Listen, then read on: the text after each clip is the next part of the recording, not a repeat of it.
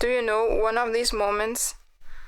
You don't watch out for a second and bam, suddenly you have a stain where it shouldn't be.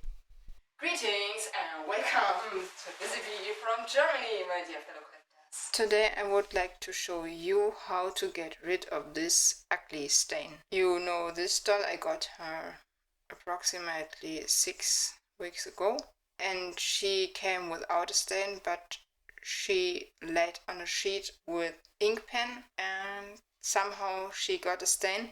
And now we are going to remove the stain. It's a very simple technique. I don't have sunlight, so I can't use benzagnin, you know, the 10% peroxide stuff now. And that's why I have an alternative to this.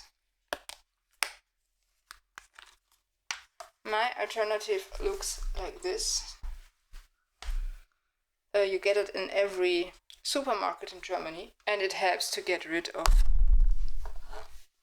ink pen. What you need to do is to put it in a bowl. Let's see if that's enough for our project. So then we put her with a stain in the stuff, and then I put a piece of cling film over it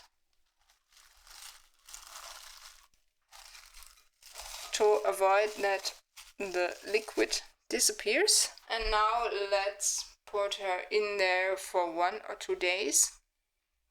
And the stuff doesn't harm the doll. It's just what you can use for textiles normally. And then we'll have a look at her again.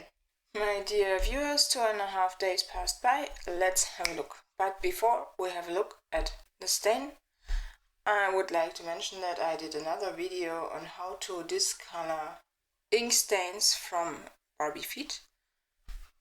I think it was 2 years ago, so don't miss this episode.